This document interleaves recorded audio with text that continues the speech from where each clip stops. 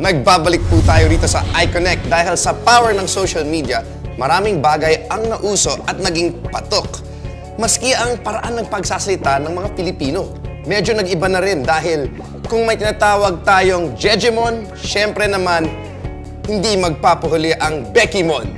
At para mas maintindihan natin kung ano ba ito, ladies and gentlemen, please welcome Bern Joseph Persia, aka Beckymon. Good evening, good evening. Good evening. Welcome dito sa iConnect. Thank you. Ang gwapo naman ito. Teka lang, bango. Paano at saan ba nagsimula ang Beckymon? Actually, nauso siya nung yung emergence ng mga Jejemon, di ba? Yung mga Jejemon, they text in a manner that we really do not understand. Sobrang hirap intindihin kasi sila lang mismo yung makakaintindi. Tapos yung mga bakla, our gay friends, we call each other the Beckies, di ba? Becky, hoy, Becky! Becky, halika nga! Bex! Mga ganon, di ba? So, yung mga Becky, nag-uusap-usap sila nang hindi natin minsan maintindihan kasi may sarili silang code, nagkakaintindihan sila na hindi natin nalalaman kung bakit. Tapos, sabi ko, bakit hindi na lang tawag kung ang mga Jejemon ay hindi natin maintindihan ng pagte-text o pagta-type? Bakit hindi natin tawagin itong mga Becky na to na Beckymon?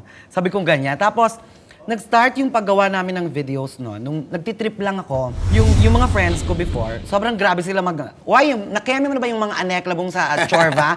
Isyogo mo yung anek sa gilalim ng anenklar, mga ganon. Kung nangyayari, ginagaya ko sila. Hindi ko alam, I have a friend na mahilig siya mag-video-video. Bini-video pala niya ako. Tapos, it so happened, yung video, accidentally, na-upload niya sa internet, sa Facebook noon. Accidentally, ha? Oo. Kasi di ba, basta hindi mo alam kung parang yung files, either photo or video, ang na-upload niya video. Okay. Wala na siyang choice kundi itag ako doon sa video. Kasi na-upload na. Kasi sige na nga.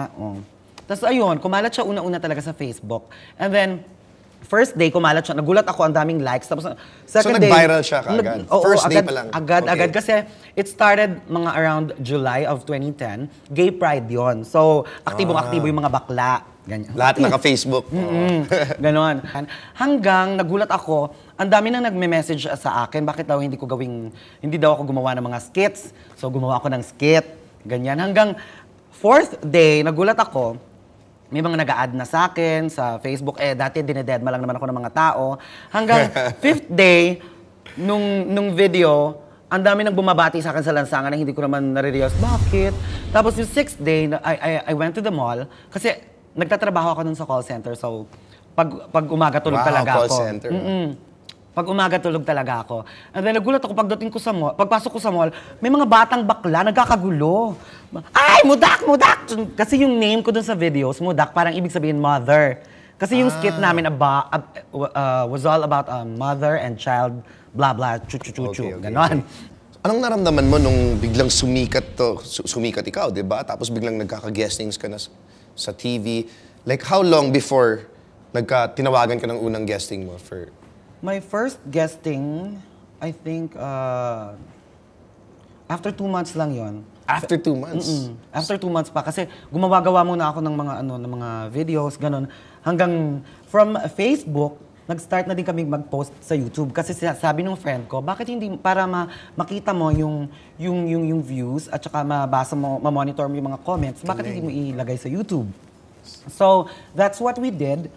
Nung nilagay namin sa YouTube, mas dumami yung viewers. Kasi sa Facebook, yung mga friends ko lang yung nakakapanood, tsaka friends of friends. Sa YouTube, accessible sa lahat.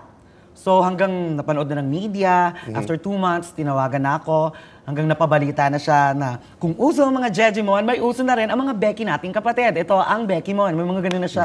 Sila na hanggang ayun na. Hanggang nagkaroon na ako ng regular show, teleserye, hanggang nag-host na rin ako for TV. Wow, galing. So, isipin mo, nagsimula lang yan as an accident. Before that ba, mahilig ka na talaga sa, may Twitter ka na, may Facebook ka na, gano'n? Meron akong, may Facebook ako, may Twitter talaga ako. Mahilig ako sa social media. Importante sa akin yun nun. Bilang nasa call center ako, and I also do photography on the side.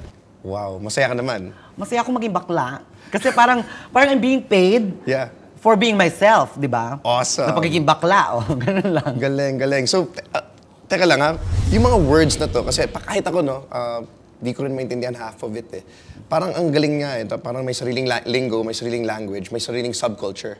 Tapos ito naman, ikaw ba yung nagpauso ng karamihan ng mga words na to? Actually, yung gay lingo, it has always been there since Markova days. Ibig sabihin talaga matagal na. Kahit Matagal manood ka ng mga old movies sa TV, makakarinig ka ng mga chorva, ng mga chenes, mga salita. Yeah, 1970s, 60s, meron na. Ang nakakatuwa nito, ako lang yung naging muka nung mismong gay lingo. Nung napanood na nila sa social media, nung na-upload na sa internet, mas nakita ng mas maraming tao, mas na-appreciate. Nung una, akala ko hindi ma-appreciate ng mga tao. Parang wala akong idea kung bakit nakakatawa. So, nung nasa social media na siya, nung napapanood na nila, parang mas nakita ko, ganun pala. Kaya funny, kasi interesado sila na malaman kung ano yung mga salita. So, yung mga words, hindi ko talaga inimbento. Pero although may mga nanggagaling sa akin, kasi it involves creativity and wit. Yeah, a lot of creativity talaga. Tapos, yung ibang mga salita nag-i-evolve eh. Kaya mahirap din yung gumawa ng gay lingo na dictionary because gay lingo is forever evolving. It's very dynamic. Yung, di ba dati, yung wit, ibig sabihin ng wit, hindi. Yung wit, naging witchels. Naging witchikels, naging witchikels, witchikeli bambam, Bini Cologne, Summer Fresh. Humahaba, nagbabago. Di ba? So hindi talaga, hindi ka maubusan. Yun yung maganda doon. Hindi maubusan. Totoo. Okay, ano ba yung gusto mong o nais mong maiparating sa mga makakapanood nito? Maliban lang sa pagpapatawa, ano pa? Kasi ang dami nagme-message sa akin over Twitter and Facebook na may nagpapa-translate ng mga essay, blah blah. Ito, sabi ko, you don't need me to translate it kasi it involves creativity. You should be creative sa paggawa ng mga salita kasi pwede ka naman mag-imbento eh. Halimbawa, na-imbento ko nun yung rambutan, di ba? Yung rambutan na prutas, may video ako na ginamit ko yung rambutan and I called it rambutan Noelia Luliwaw Chini Colon. Ang haba, pero baklang-bakla. Ganun yun kasi yung pagbuo kasi ng gay words or gay terms, meron siyang mga laws. Mga ganon. May mga alituntunin, mga law, ganyan. Mga unwritten laws naman. Basta yung mga gay community, alam na nila kung ano yun. Kung ano yung limitations nun. Napaka-komplikado, grabe. Okay, sige nga, sample nga ng isang Becky-mon. Ng isang Becky-mon? Game. Si Paolo ay gwash na bonggang-bonggang gwash na otoko. Bet na mga Becky ang otokong itekla kasi house ng budi. Ganyan. Ako mismo natatawa, di ba? House ng buti. O, di ba? Borta ang lolo nyo. Bonggang-bongga. O, may balbasu. Bulbasor. Ganyan. Chenes. Kuloche ang buhokchi. Ganyan. Wow, ang haba nga. Ang galing. Ganon. Wala akong naintindihan. Pero parang sana maganda naman yung nasabi mo, no? Puro praise yun. Thank you. Salamat. Alright. Invite mo nga yung mga viewers natin to follow your pages and to like your Facebook page also. Tsaka yung sa Twitter mo nga pala. Pero kailangan Becky-mon style, okay. Mahihirapan ako dyan, challenging yan. Chareng! Game. Gola. Ayan. So, ano na mga ateng? So, pag bet nyo akis, i-follow China sa Nyesbook, sa Twitteraka. Sa Nyesbook, it's www.facebook.com/akosibeckymon at i-follow China nyo rin Kembang sa Twitteraka ro. At Beckymon23, dun din sa Instagram, China. Ganun din, Beckymon23. Dun nyo ako i-follow China. Anis? Okay, galing talaga pero kaya mo ba kantahin or kumanta ng Becky-mon style? I don't sing, pero di ba usong-uso ngayon yung may disclaimer agad, I don't sing.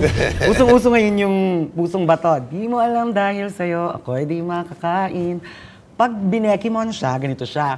With mo knowing dahil sa is, akis wis makalurfa, wis din makaboklip buhat ng iyong chinorba. Kung akyas GG Big Bang, sana di, kung akes muling gigibig, sana di maging syulad mes na may jusong jutong, ganon. Galing.